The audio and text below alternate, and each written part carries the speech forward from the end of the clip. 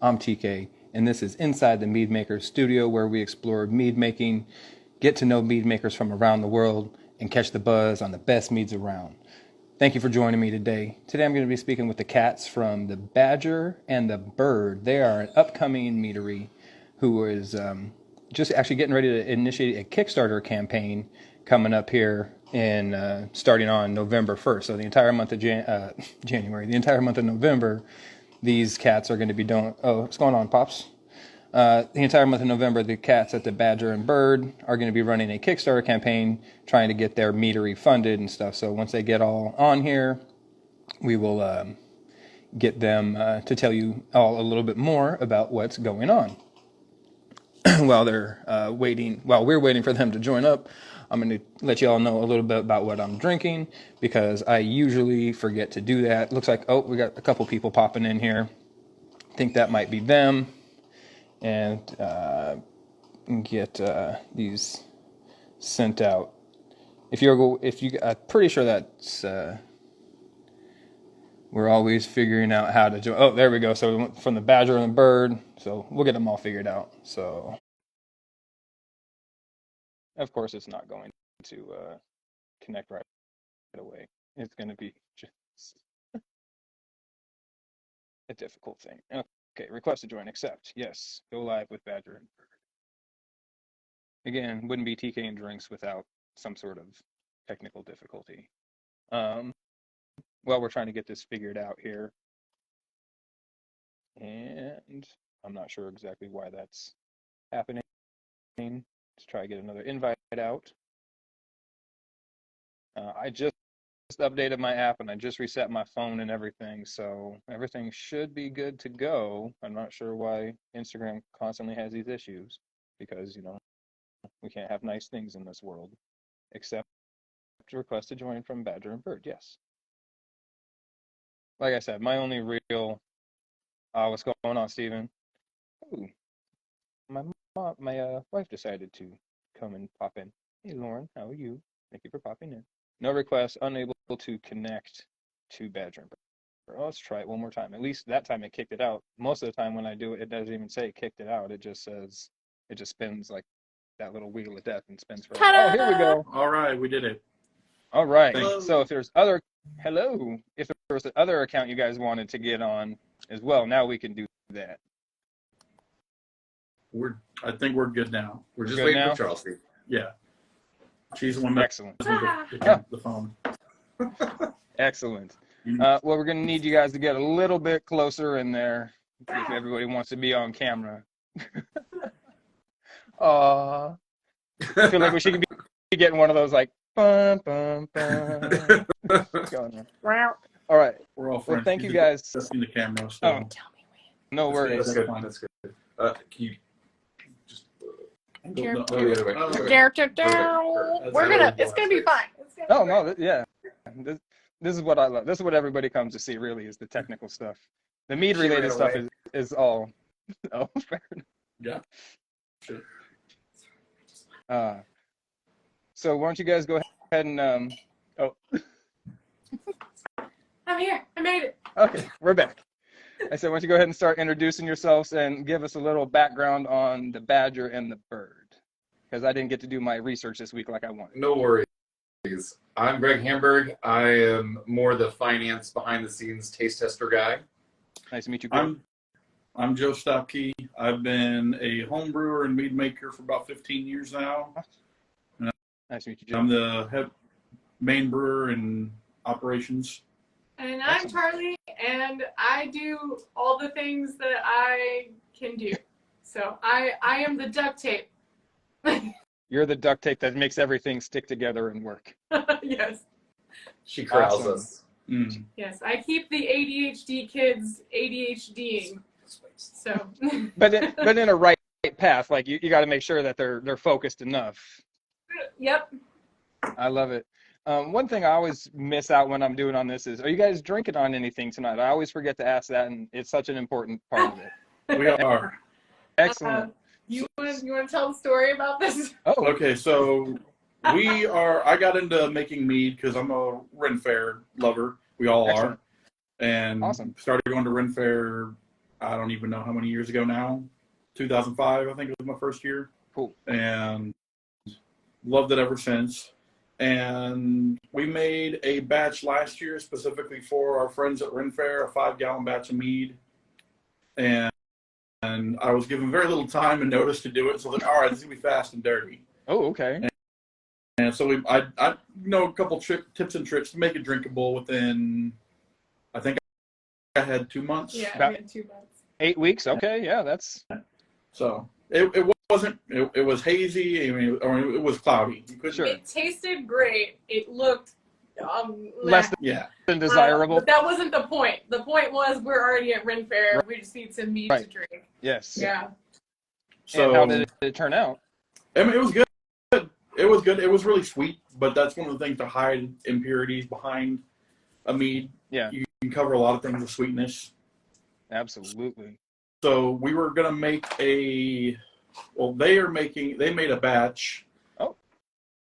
A little bit much more in advance for Ren Fair again, just specifically for our group going to Ren Fair, a 5-gallon batch. And it was the same flavor principle as what I made before, but The name of the game was Cheap and Easy. yeah, it was cheap and easy. And so I was making a joke one day when I was helping them out with the batch and figure out how to adjust it to make it more palatable. And I made a joke that it's Roxanne from, the song Roxanne. Police song. Yeah. Yeah. So we split Roxanne in half. So we have Roxanne, which is 18% mead. And we have Vivian Ward, which is 9% mead with basically cider now because we mixed it with apple cider. Oh, cool. So yeah. So that was going to be my next. We're all enjoying Vivian Ward right now. Excellent. So she's like the classier Roxanne. The That's classier. from the like movie that. Pretty Woman. Yeah. Julia Roberts' character. Yeah. Now, all right. That's pretty clever. So, like, the quick and the dirty and the is those going to be like your names that you're going to be doing? I like this. So this was 100% just for taking to Ren Fair because we make we try to make really great meads for competition and for making really great meads. But we were like, okay, well, we only have so much money set aside for money set aside for making stuff for Badger and the Bird. Right. Let's make a batch that's specifically for Ren Fair. We're not sharing it with anybody else. We're just taking it to Ren Fair, and whatever happens, happens. Yeah. And so it's I'm not sure that we could even replicate this if we tried because we didn't take notes. Normally we have like a very detailed recipe book. Yeah. This was just like, let's do it, yay! Yeah. So Just throw it against the wall and whatever happens, happens. Whatever sticks. It's I pretty like good. that. It's solid. I'm enjoying it. Sometimes those happy accidents end up being some of the most desirable ones, and you'll have like a bottle of it. You'll come back to it a year later and like, man, I really wish we had more of this, and wish we had taken better notes or any notes at all in this case. That was so. The inspiration behind the first batch that we tried to do for Ren Fair that were replicated here. This was, I think, 10 years ago. I made a blackberry vanilla mead, and I didn't take notes about it. It was homebrew. I made a 2-gallon batch, a random size. Yeah.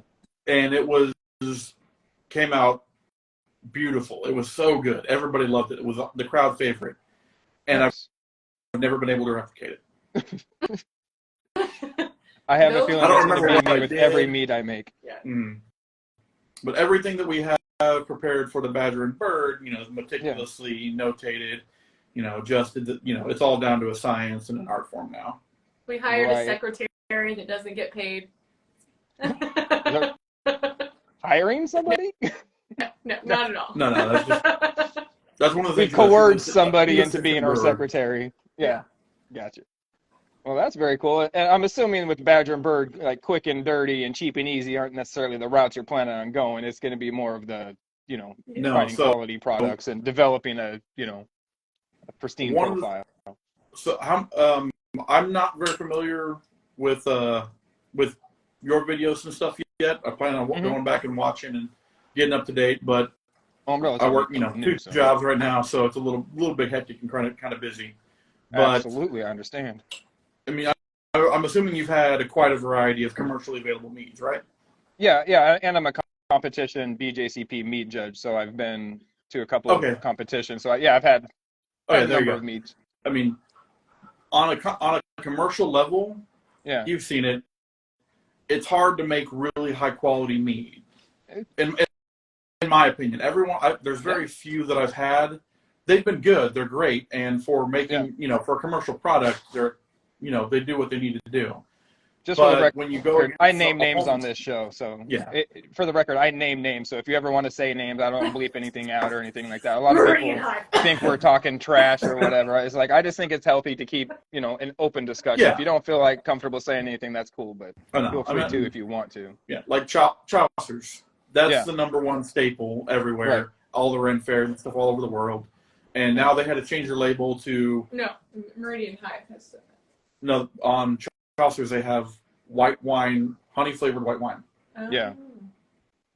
And Chaucer's. So they've gotten more specific as mead has become more mainstream. Right. But I'm sure if you've judged any homebrew competitions on mead, you've had homebrews that are like there's bad ones out there. Don't get me wrong, but you've had ones that just knock commercial stuff out of the water because 100%. They put money and time and detail into it versus trying to just pump out a product. Some of my favorite mead makers are home brewers that make some of the most phenomenal stuff. Like there's a gentleman who's out of Indiana. His name's Jeremy Clousey, and they're actually in the process of going commercial right now. He's probably, in my opinion, he's one of the best mead makers for the style that I like. I'm a big sweet guy. I like the big sugar belt stuff, the big heavy hitters. I appreciate everything, but my druthers would be that stuff. And in that category, I think he's pretty much in the homebrew world amongst some of the best. So, and exactly what you're saying, those guys in the homebrew world, have the access to higher quality ingredients, quote unquote, because they're buying them into smaller quantities. Some things aren't available for a commercial guy to be making, a 4,000 gallon tank or even like a 500 gallon tank. Exactly. So that's what we're trying to do. That's the dream. I'm hoping it's going to work. Is we're trying to make great quality mead at a commercial level. Like I've got a single honey supplier. They get honey from all over Texas. They do a blend year round, so it creates a consistent flavor profile. But there's not one single honey variety in there because they're pulling from all of their stuff, and their hive, they change where they're getting their pollen from. So he does a pollen count every batch, and he has flavor notes on each type of pollen that the honey comes out of it. Right. And sorry, that my word did not work from right there, but so he went and he goes and mixes everything to make a balanced, consistent flavor profile all year round, and it's not a cheap honey. It is quite expensive. At a commercial level, you can get honey, almost $1 on the dollar a pound even. If you're buying, but you lose a lot of even at the barrel level, where I'd be buying from them, which they do have the capacity to do it. It'd still be $2 or $3. I won't name a price, but it's expensive. More, yeah.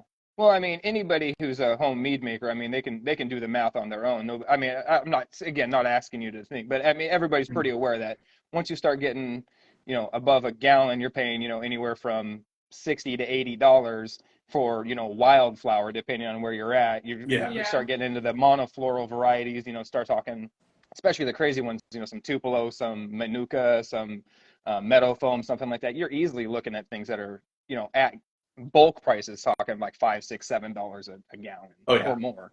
So we all understand. So, but the fact that you're going out there and you're seeking out a quality honey to use, as opposed to just buying baker's grade honey from the guy down the block, that at least says that you take quality seriously, and you guys are trying to put a fantastic product behind your brand. Mm-hmm. And so everything else, I've spent a lot of time finding commercial sources for all of my flavorings for everything, how I'm fruity and everything like that. So to make sure the small batches that we're doing now, that we have the possibility to scale them up. Cool. So that is our goal and plan. It does mean our meat is going to be more expensive, but it's not. We're not just throwing a price out there, right, willy-nilly trying to make a bunch of money off it. Our price is going to be very fair and reasonable at the cost per bottle. I like what I'm hearing there. And speaking of bottles, you guys are having I see you posting pictures online, having bottling parties and doing all sorts of crazy stuff in the kitchen. And I'm Oh assuming yeah. these all are getting ready and bottled for your guys' dinner, Yes. your mead dinner pairing. Why don't you guys let me know a little bit more about that and the Kickstarter campaign, because I'm dying to hear about that as well. I'll let you take over for that. So we're running a Kickstarter campaign November 1st through the 30th. Most of the tiers for that are either like regular tickets or sponsorship level tickets. Yes. It's going to be a 5-course mead pairing dinner. We partnered with like a very prominent local brewery in downtown San Antonio, Texas. I was gonna say, where are you guys at? I forgot to ask you, but you're in San Antonio. We're in San Antonio, so we partnered with Freetail Brewing Company. They are our host for the evening. We're actually doing the event in the brew house, like with the brewing equipment and all that fun stuff. It is Texas in December, so we have no idea if it's going to be 90 degrees out there or if it's going to be, freaking cold. 50 degrees and pouring down so we're rain. going to figure it out, so it's going to be great. I'm really excited. We had our friend who's a chef come by, and we did a mead tasting with her and kind of came up with the menu. And it's going to be so much fun. I'm already having fun, and it's just me like getting decorations together for it, and working with all of San Antonio's brewing community to try to get sponsors, and plus just a good excuse to hang out. Awesome. Then for anybody who wants to, small plug, if you can't make it to the event, we do have a couple of tiers on the Kickstarter that are just merch. That way you still get something fun, even if you can't go to the dinner. And I'll do my best to put the link to the Kickstarter in the description of the video and all that jazz. So we finally got stickers. We feel like we're like professionals now. Everyone hard to do it, but everyone who does the lowest level, who can't make it to the dinner, lowest level share gets one of these stickers. Very cool. We have some other ones. One of the things is, instead of like a wine style glass, I'm a whiskey guy. I love whiskeys. So we made a whiskey tumbler engraved glass. That's going to be one of our items on the very cool non-attending. Yeah. Also, like Kickstarter does a really cool thing where if you're getting a ticket to go or any of the sponsorship levels, but you still want to add on those merch things, you can add it on to there still. So it's not like just because you did a fancy thing, you're not going to get the merch as well. Very cool. Yeah, Kickstarter, we were going back and forth on how to do this because obviously we wanted to throw a fundraiser, and any excuse to eat a lot of food, right? We were going back and forth on what to do because GoFundMe could be a thing, or just charge people a ticket through whatever credit card processor. But we felt like it was the most honest way to do a fundraiser. That way, if we didn't get enough people who bought tickets and we canceled the event, we would have to give all the money back, yada, yada. Right. But because Kickstarter works the way it does, if we don't get enough people to fund the Kickstarter, then all of the money gets returned. Automatically. So it's just like being kinder to those people who are going to support us.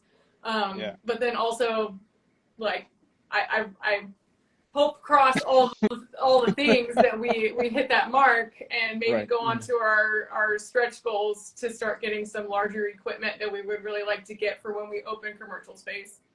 Now, speaking of commercial space, money guy Greg, do you have a space picked out? Have you guys already been? Because I know when you're doing this, a lot of times you have to have a commercial location available. You're paying on that rent and that mortgage or the lease and everything straight out the gate. So you guys got something already in mind?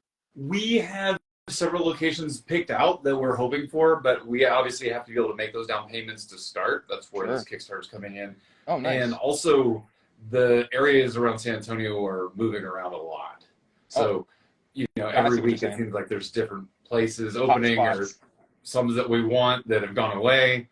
And I think we're on our second real estate agent guy now. Oh, Yeah. So finding someone to work with us also has been a little bit fun.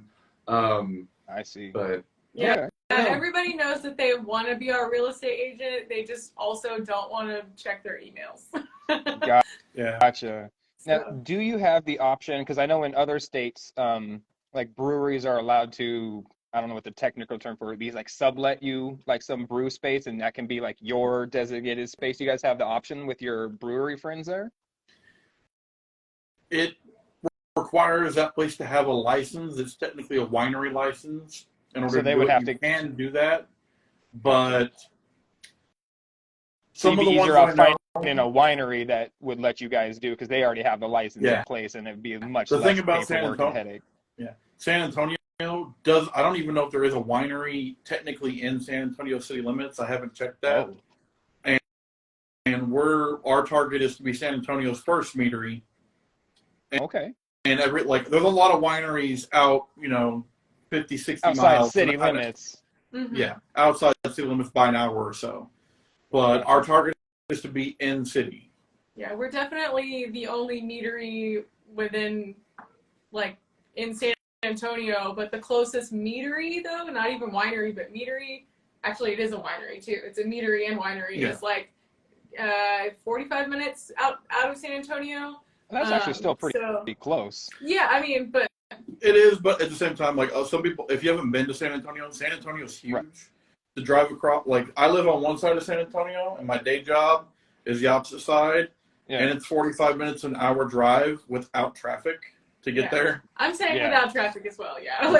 So if I left, if someone living on the west side of San Antonio wanted to go to that meadery, they're looking at maybe 2 hours to get there. Yeah.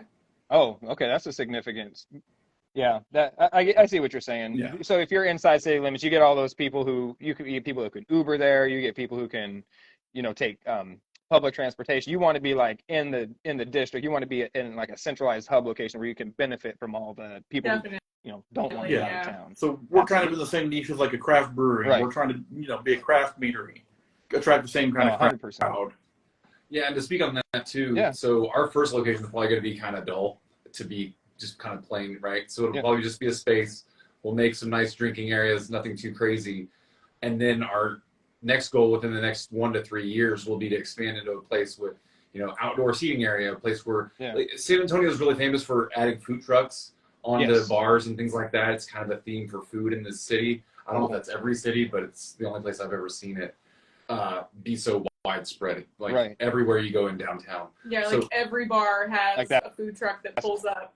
Yeah. And some of them are permanently, they're just, it's a truck. You can tell at one point it drove, but it's not going to drive. Now it's a permanent fixture of the building. Yeah. Cool. Yeah. So our goal too is very close to our opening, if not right before the opening, is to get an architectural drawing of hey, this is what the final stages of this brewery meadery really look like, and get that out there so that we can make that as our next business goal. Now, would this initial building be something that would double as a production space and a tasting room? Yeah. And then would the plan be to move the entire operation to a second facility, or convert first facility into, say, like a production only thing, and then open like a satellite tasting room? Whatever the wind gives us, right? It depends on what we get in first. I like that. If we get in something first that has the capacity to grow with us, that would be awesome. But first step to do anything is to really find anywhere at all that will let us move our brewing stuff into that location. Right. Because until we have a commercial location, we literally are like a fish without fins. We can't go anywhere. We can kind of do this a little bit. That's about it. So once you have that commercial location and that permit to sell, you're good to go. And so we'll be able to go to, the farmer's market or go to Ren Fair and sell. But until then, we can do nothing except for have a mead dinner. And you guys can't even file for a TTB license or anything because you guys don't have an address to file against. Nope. I don't know what a TTB is. The federal license, your federal liquor license. Oh. Sorry. Yeah, no, Acronyms. not until we get a space yet. So yeah, a lot of what we've been doing all this year has just been throwing money at this, and we can't make anything back yet. So we've got mountains and mountains of bottles sitting aside, aging, Ready to go. A set menu of 5 meads that we're going to have that are all going to be the main meads at the dinner. We are going to have some for the people who get the VIP experience. We're going to have small tastings of some of the more experimental batches that we're doing. Very cool. But if you want to know the flavors, I can tell you the flavors of our 5 base meads. Absolutely, I want to know your flavor profiles. So our first, hell yeah. Obviously, we're going to have a traditional mead. That's number one. I feel like everyone's got to have a traditional mead. Yep. Ours is a little bit different flavor profile. Okay. It has some almost wheat notes to it. You use little bready. Yeast? Yeah. No. Sorry, not bread yeast. Sorry, I just heard bread. Yeah. Oh, we didn't use bread yeast for it. No. Oh, okay. Cool. It's the honey varietal. Like when you're not flavoring it, it's made with a certain couple of yeast strains that we do use. Yeah. It comes out almost. It's like halfway to a beer. There's no grain or anything there. It's not a braggart or anything like that. Yeah. It's a we call it a stepping stone mead. It gets people who are in the craft beer world, and they try it. They're like, "Oh, I'm a beer person. I actually like this a lot." That's been our experience with it. So that's been our goal first, and then get people to try the other ones. So I like that. One of the ones that I've been doing for a while has been, a cherry vanilla mead. Ooh, and like we've recently added some counterbalance to it, a little more tartness, is a black currant. So we have a black currant cherry vanilla mead, which we call Pendragon. I like that. Is it going to have our traditional mead is named King Arthur on the front of it or something? It's going to be something with a badger, in a knight's outfit or something like that, armor. All right, cool. I like that. So go ahead. You got your traditional, you've got the cherry vanilla, and you've got... Then we have a spiced pear. Okay. That one is called Grim Reaper, like Grim Reaper, but with pear. Okay. I like that. That's clever. That one was a strong pet project of mine for a long time, because anyone who's made a mead knows getting pear flavor in something. It's such a delicate, light flavor. It's hard to do. And I've got a recipe that I think hit the nail on the head. It scored very, very high among competitions we've sent it off to, and it's a fantastic spiced pear. It's my personal favorite out of everything we've made. Okay, and so that's 3. What are the other 2? So we have another one called Raven's Blood. You've heard of Dragon's Blood or Viking's Blood, different types of things. We have a Raven's Blood. That's the name of it, which is blackberry and vanilla. Okay. I like the sound of that. We have, this is her pet project. She came up with the idea for it, and it is named Coven. And you were talking like you like the sweeter side. This might be the one you like a lot too. This is my dessert mead. Oh, okay. It is very sweet. Got here? I call it the port of meads. It's very sweet. Okay. It's salted caramel, green apple. Whoa, I'm here for that. Yeah. I'm here for that all day long. It's really good. I can only take so much of it because it is so sweet. Yeah. But if you squeeze some lime juice into it, it's a thing of beauty. It's so good. Call out to Brew City for that one.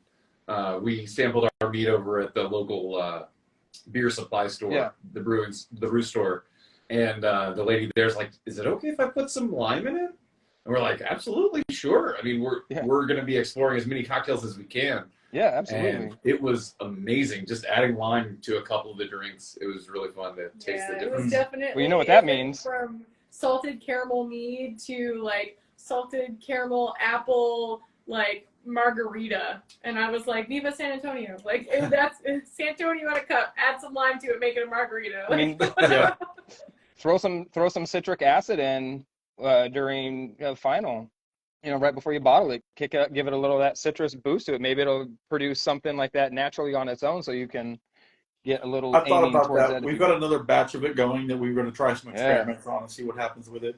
But I would definitely do that. That sounds. I'm here for that one, girl. That sounds amazing. And the fun artistic touch. Oh yeah, because originally it was going to be a seasonal. It was technically experimental, but then it ended up being awesome sauce. Okay. So we added brew glitter at bottling. Edible glitter. Yeah, so it settles at the bottom, but whenever you pour, it spins, and it is so fun. Yeah. But poor Joe and bottling, the glitter would blow up into the air. It gets everywhere. And he was just like, I got glitter everywhere. I had glitter boogers. It was a good time. I've seen glitter done 2 different ways in meads that were successful. One guy was doing it in cans, so I don't know quite how his dust up experience was there. And then another guy actually, so you've seen like the neck hanging tags where he's just a little rope and hangs like the price tag on him. He had those things, but he had these like little, I don't even know, it was like 5 milliliter glass corked jars that had the edible glitter in them, and you buy it and you pop it off and throw it in there and make your own. You just do it at home. That's fun. Like once you get it home. That's cool, but I want everyone to be forced to have glitter. We're forcing this glitter on you, Tam. You will sparkle and you will like it. I love it. No, I'm here for During the bottling process, I basically took, measured amounts and like dumped it into each bottle by hand after sanitizing and drying and everything. And then, pour the mead into it. So what are you guys using for equipment right now? I'm assuming it's all like homebrew style equipment, like 5 gallons up to maybe like 30 gallon stuff. Right now we're using, just straight up brewer's buckets. So 6.5 gallon buckets. Yeah. We just have an impressive number of them. We have a lot of them, probably like 40 or 50 of them, something crazy. A lot of those pictures you see on the wall, we have buckets of fermentation going everywhere. Absolutely. Yes, my kitchen is a science lab. So. Depending on how we do on the dinner, they make, there's wine bucket fermenters that are, 50, 60, 80 gallons that we might look into doing because they're a lot more cost effective. But ideally, we'd be looking for like a 3-barrel brew system or just the fermenters and an a mixing tank, not a heating tank for beer or anything. You're trying to get a bright tank that has like a glycol or refrigerator jacket on it or something. Yeah, we definitely want the glycol system with the fermenters and the bright tanks. I've had lots of different, here in Texas it gets really hot, and sometimes, everyone's AC goes out every year. It's just a thing. Like this year we had a record number of heat days I think it was 70 days in a row. We had 110 plus degrees every day. Oh, skip that crap. Yeah, I don't like 100%. So, part of the quality control is, making sure it's fermenting at a proper temperature and everything. And since we're doing it in Charles C. and Greg's house right now, and I'm sure their electric bill has not been kind to them for having all this stuff going on in there. Yeah, I would imagine. Holy Christmas. Taxes are going to be great. Yeah. Good Lord. So I've seen some places that have their setups, commercial setups that still basically brew in buckets and stuff like that. Is that your goals to get rid of all those and switch completely over to that? Or are you going to keep your whole setup? Straight away. No, we're getting rid of all the brew buckets. Screw the plastic. Like you said, it really depends on what level of income we get from our fundraising, and when it comes down to it, if we decide to cry ourselves to sleep at nighttime but take out a nice chunk of loan. So it really depends. Are we saying that we won't continue doing buckets? Not at all. I will definitely always have some going in my kitchen just for fun. We'll definitely have some experimental ones going, even if we do get all of our dreams come true and we get all of the bright tanks and all of the things the first go round. But I'm not saying we won't get the 50-gallon buckets if we can't afford to get the bright tank, but we are going to work up to that bright tank and hopefully phase out the plastic and go straight for the big guys. Is there an ideal level, like volume, that you're trying to produce where it keeps you, like you were talking about at the beginning, where you're trying to remain in that, let's call it like that craft niche level, where you're producing enough to be able to have bottles to sell and everything like that. You're not selling out all the time, but you're also keeping it on a low enough scale to where you can continue to get the quality of products and We won't ingredients get that you're used to having. very big with it, but I think I was running numbers today on it, and I think a 7-barrel setup would be about where you're at. Well, yeah, Cool. it would be about ideal for That's not being able to make unrealistic.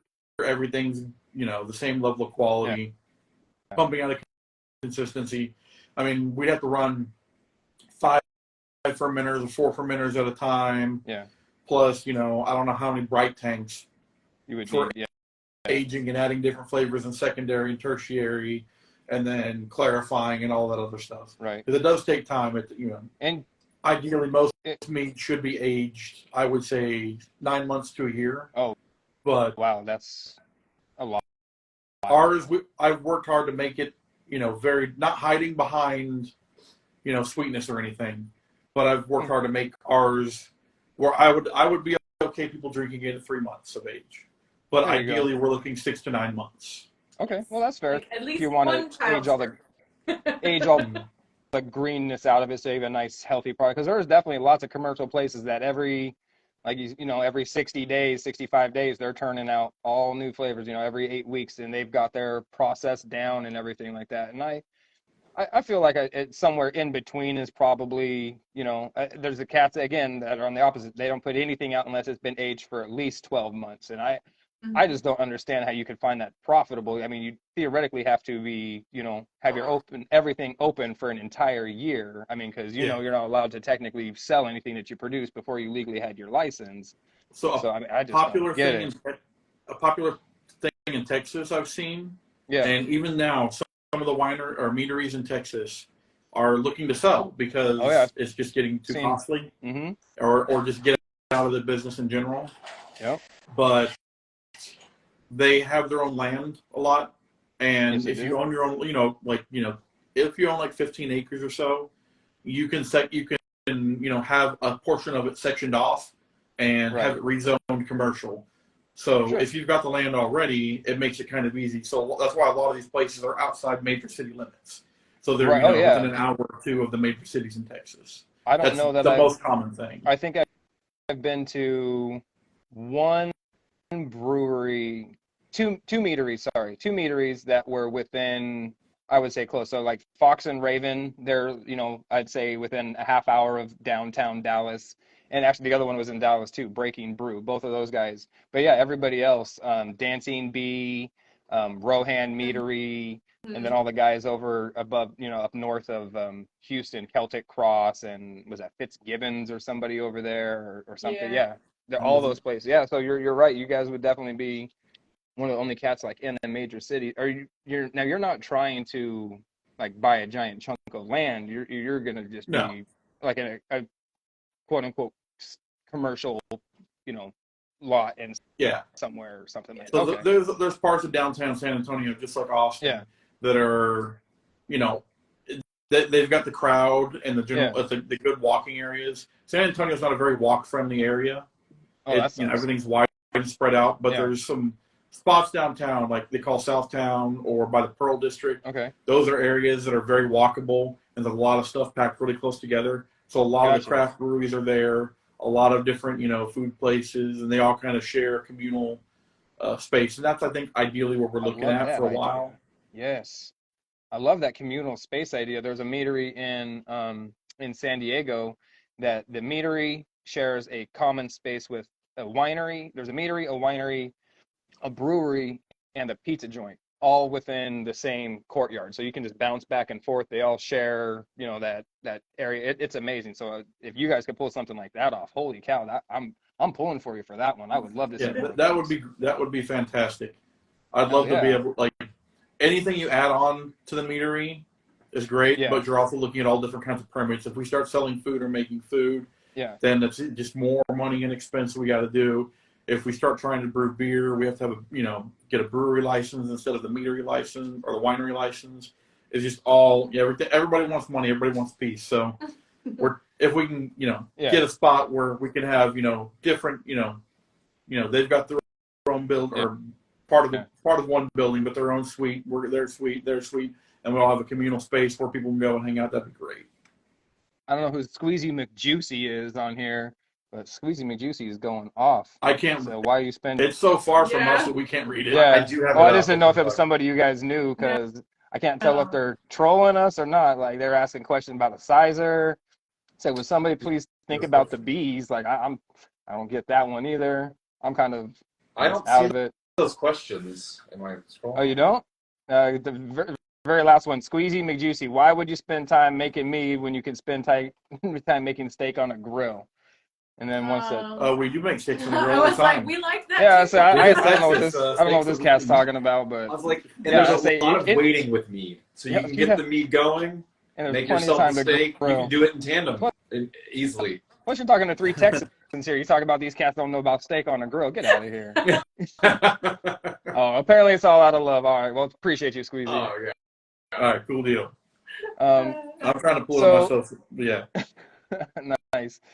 So so you have your 5 main flavor profiles. You got the traditional, the blackberry one, the blackberry vanilla, the cherry vanilla, the pear one, and then you said the last one is the Salted caramel apple. green apple. Now, do you guys have other ones that you're planning on releasing as well? Are any of these carbonated, or are those all stills? What's it like? Everything is still so far. Okay. We'll look into carbonating later. There are some of them that, during, when I was sampling while they were still fermenting, Yeah. that they tasted good when they were slightly carbonated. Yeah. But that's once again, that's just another system to add on. So like Sure. in a tap room, we're still looking at kegging, but pushing with an inert gas like nitrogen or something. Okay. But like so, we've got lots of different flavors that we've already done. Nice. Didn't make it to the final. dinner. Yeah. They'll be a part of our VIP private Experience. mead tasting beforehand. Nice. But yeah, we have other flavors. Yeah. So this one right here I'm drinking right now, I've already switched over. Yeah. This is just a remnants bottle from the last of the last little bit of it Gotcha. when we were bottling. This one is Pity the Peach. It is a peach cardamom. Ooh, nice. I've got one going with cardamom right now. I actually just bottled up a pomegranate one that I made earlier. I thought of that. That sounds amazing, pomegranate. Well, I've got it going. Actually, it's a pomegranate. So I did a 3-gallon batch. I bottled 2, and I took 1 gallon off, and I added cardamom to it. So now it's going to be a pomegranate cardamom mead, and this one is phenomenal. I back sweeten it with this Hawaiian monkey pod blossom honey, so it has this like really kind of like lemony vanilla-y character on the backside. I'm really happy with this. Is probably one of the first meads I made that I'm like genuinely happy with the way it turned out, and I'm gonna enjoy drinking as many of them as I can before I start sending them off to competition. Nice. Oh, and that's something else I wanted to ask. How many competitions have you entered as home brewers, and do you plan on entering those still as a commercial meadery? So we've only entered 2. I never cared about competitions until we started talking about actually making the meadery, and I was like, okay, well, while we're in development and trying to get everything going, it'd probably be a good idea for us to enter competitions to get our name out there and raise awareness. So we entered a local competition, in Texas. It's called not San Antonio, but in Texas. The Texas Mead Cup. It's called Gulf Coast Meadery Competition, or Gulf Coast Mead Competition, which that's all homebrew stuff.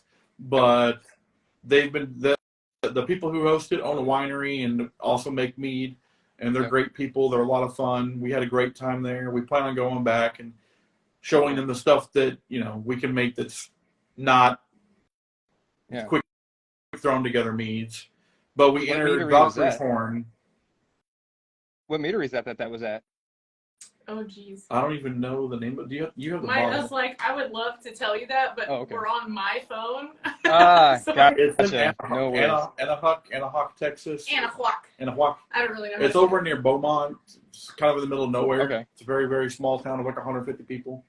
Gotcha. I've been to a handful of meaderies in Texas, but that was unfortunately not one of them. Yeah. Well, I don't know that they're officially a meadery. They're a winery, and they're just mead enthusiasts. They might make mead at their winery, but it says winery. Yeah. You can make mead and wine with the same licensing. Yeah. So I know they make a couple meads, but their main thing is wine. But like I said, they're out in the country near the Gulf Coast, and in the middle of nowhere. Yeah. There's not really, unless you're specifically looking for somewhere to go in that town, you wouldn't really know it's there. You wouldn't even know it's there. But there, like I said, Gotcha. when we went, we had a great time. They're great people, so we plan on going back and supporting them, and also wanting to show off some of our newer stuff that we've made. But Now, we entered a Valkyrie's Horn International competition. Yes, that's a good one. We entered in the homebrew category. Sure. And we didn't medal on any of them because some of the people who medaled on the homebrew ones, a lot of them have been doing this longer than I have, longer than I've been alive, probably. I'm aware of the homebrew circuit, guys. Yeah. Very aware. So we still scored a 44 out of 55. No, 50. Or sorry, 44 out of 50. And isn't that amazing? You can score a 44 in a category and not take first, and still not even get third because there's that many potential meads that are better than yours. I believe they said we were ridiculous. Fourth, I think. Yeah. If you even got that information from them, that's impressive. A lot of times those competitions don't. And we really appreciated the feedback for them too. Like we have a friend who's a cicerone, which is the beer version of a sommelier. And so she's been really great about like walking us through the tasting notes and making sure that when we submit stuff, we're doing the right category. Right. But other than her, we really haven't had anyone who's like a professional judge have the opportunity to give us the notes from it back. So that was really nice, and it kind of made us feel better that we were doing the right thing. Very cool. That was definitely one of our strategies actually for entering the competitions, was hoping to get that kind of feedback, which we were really delighted when we got all the sheets from the judges back from Valkyrie's Horn. Some of them talked about the honey we were using. Some of them talked about different notes, some just different nuances, but really good feedback for us to really take our mead to another level. And actually, we might have a sommelier joining us at our dinner. We're trying to bring one in from out of town, a friend of mine. So sommeliers, we'll see. Are interesting people to have, especially ones that have never had mead before, because a lot of the time they really don't know what to make of it. And my personal experience, a lot of the time they like, whoa, that is significant. Even if you bring them something that was like a bone dry, like 990, something like that, they would still be like, this is so sweet, because they're not used to that honey profile presence being there, and they just instantly associate it with sweet and everything. But the ones that can actually sit there and weird thing. Everybody hates us. Like the wine snobs are like, it's not real wine, and the beer snobs are like, it's not beer. And I'm like, welcome to being a bastard child. Someone take us. Yeah. The redheaded stepchild of the craft industry, right there. I'll tell you what, man. Yeah. Yeah. And so I had a wholesaler's license in Arizona for about almost 2 years.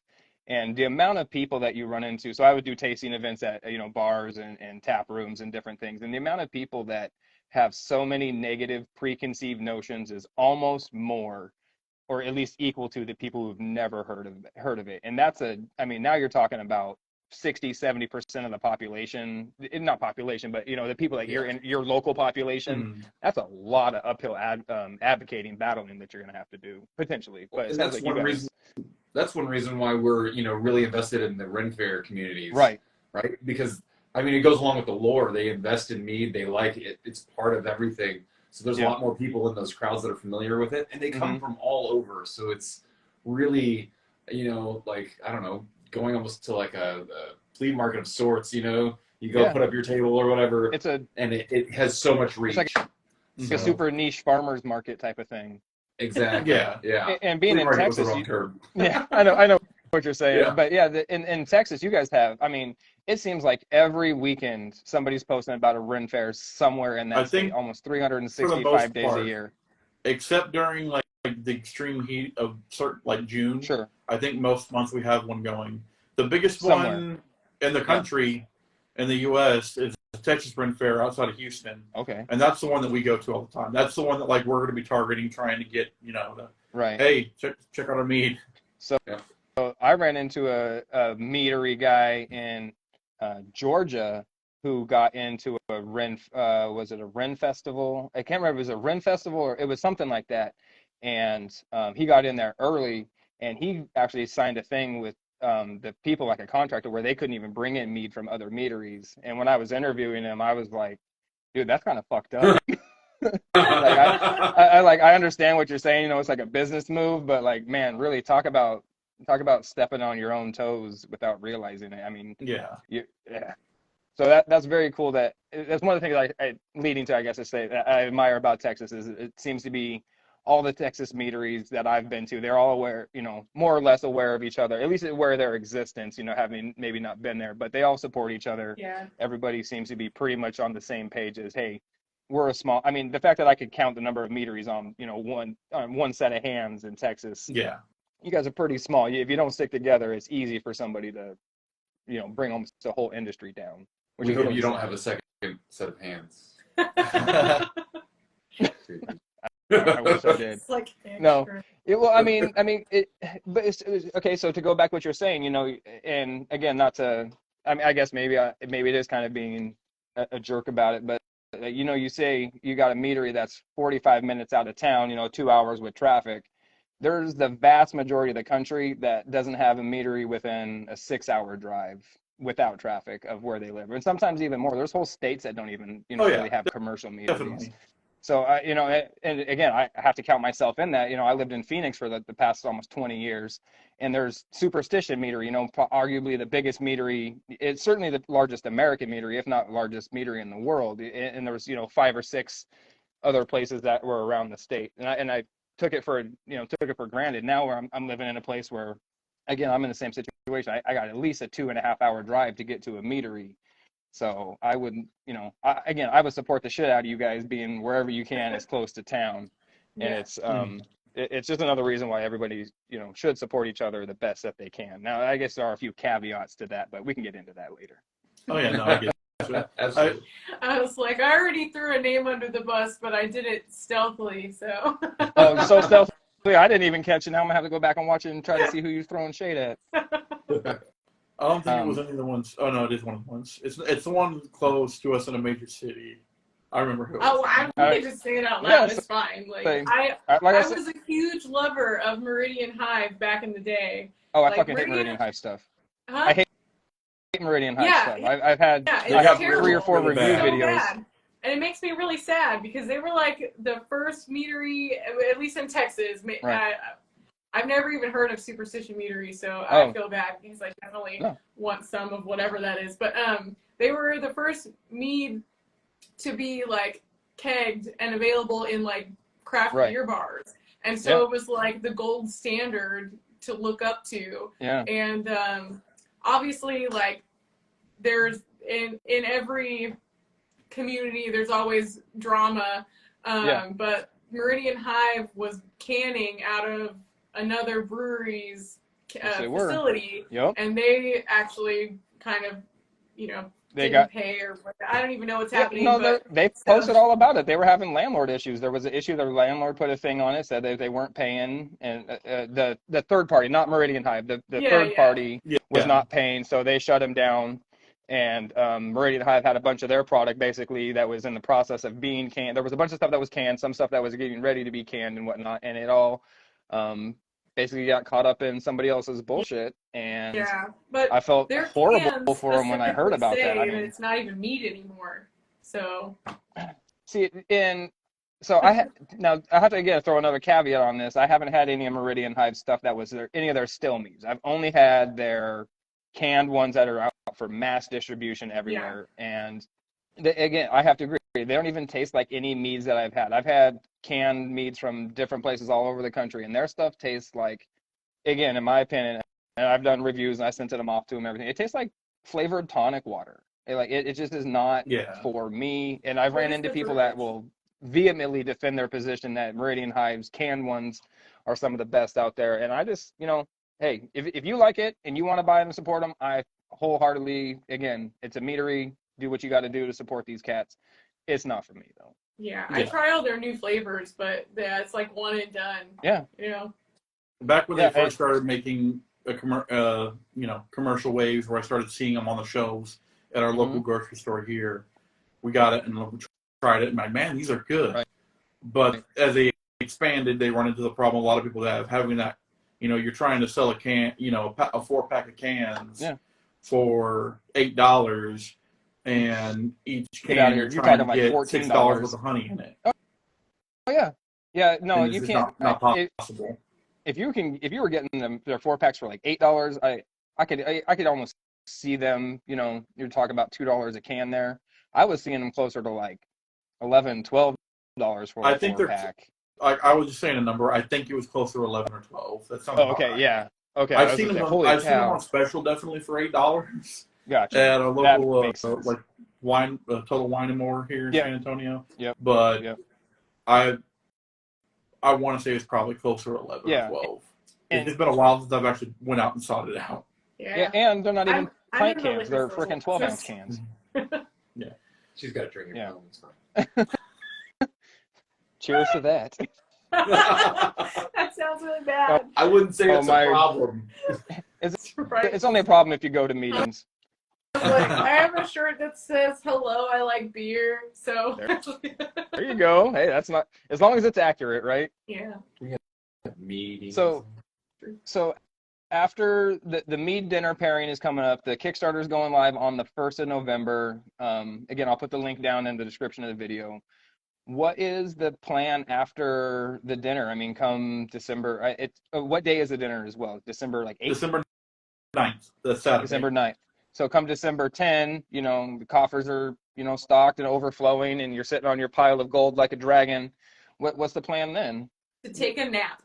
Take a nap and rest through the holidays. Yes. The real goal there is to so we should be able to know well before the Kickstarter finishes whether we're going to have the right support or not.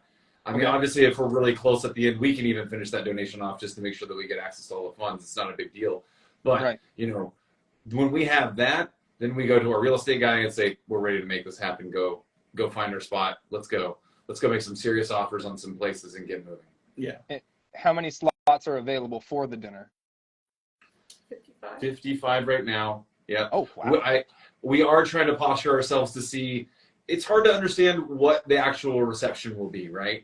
Yeah. If we sell out of the entire dinner right away, yeah, then, you know, something that I've been trying to discuss is, can we facilitate a second dinner, even in the same night or at a different date?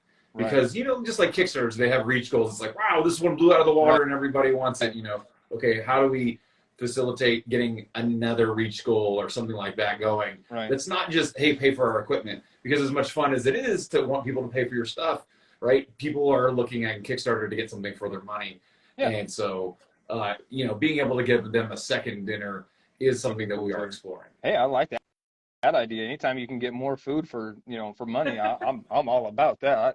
I like that. You can't see, but I'm a fat kid at heart and in physical form as well. So, Same here. We have similar interests, my friend. Similar interests. I love eating. I say one of my favorite sayings, and I'm sure it's older than dirt, is you can call me anything, just don't call me late for dinner. Yeah. I like to eat. Late for dinner. That's great. Don't call me late for dinner because I like to eat. So I've had a fantastic time speaking with you guys this evening, and I'm sorry to anybody who's been watching this. We did end up having to start an hour late because my day job decided it wanted to be a day job. And that kind of stuff happens. But I have to thank you guys so much for being flexible with me. Anybody who's not already following these guys, head over to the Badger and the Bird on Instagram. Are you guys on Facebook as well, I believe, right? Yes. Are there two those? And any other socials? I'm assuming nobody's doing Twitter and everything Threads. is at the Badger and Bird. Oh, so we have it all. Hey, they got it all. So go follow them on all the socials and the website. If you're in the San Antonio. Well. What's that? There's a website as well. The Badger and their website. I'm sorry, I sounded like you said MySpace as well. I'm like, what? Oh my gosh, I want to. Yeah, call me out. I was like, I'm sorry, I had a MySpace. I'm sorry, did we travel back to 2005? It's always 2005 in my emo heart. But, Jiminy Christmas. 2005 was a good year. So like I said, anybody out there not following these casts, go give them a follow. If you're in San Antonio, consider buying one of those tickets. If you're going to be in San Antonio, you know somebody there, buy one of those tickets and make a fantastic gift for somebody for the holidays, because these guys are going to be out there bringing their best. You can believe that. They're not going to come out there with the cheap just to get us buy stuff. This is the high quality. This is the chef's kiss. Oh yeah, we've had that said a couple times by some meat judges. Awesome. Love to hear it too. So everybody, like I said, go follow these cats. Thank you guys so much for being here tonight with me. I appreciate you guys. And I'll be reaching out once you guys are commercially available because I'm going to want a bottle or two. Maybe we can set up a trade beforehand. All Yeah, right. awesome. Absolutely. Thank you for having us. Awesome. No Have a good problem, one. you guys. Have a fantastic evening. Thank you so much. You too. Oh. Bye. Oh, bye. I was like, I don't. All right, everybody. Appreciate you guys for all being in here. That was a fantastic conversation. Like I said, anybody in the San Antonio area, hit those guys up. Check out if, hey, have a good night, Tony. Anybody, like I said, in the San Antonio area, hit these guys up. They're going to be making some phenomenal stuff. I guess I shouldn't say phenomenal stuff as much as I do because I haven't had it yet. But talking to these guys, I at least know their heart's in the right place. So let's get some of their stuff ASAP. And says we will definitely be on Vino Shipper. Cool. So definitely check out for the Vino Shipper. I'll be on there. And I'm going to see if I can trade a couple of these bottles and let y'all know what's going on with them. I don't have anybody scheduled for next week yet because I had some stuff going on in my personal life the past couple months, but guarantee we will have another interview going on next week as well. So thank you all for being here. Have a fantastic rest of your night. Peace.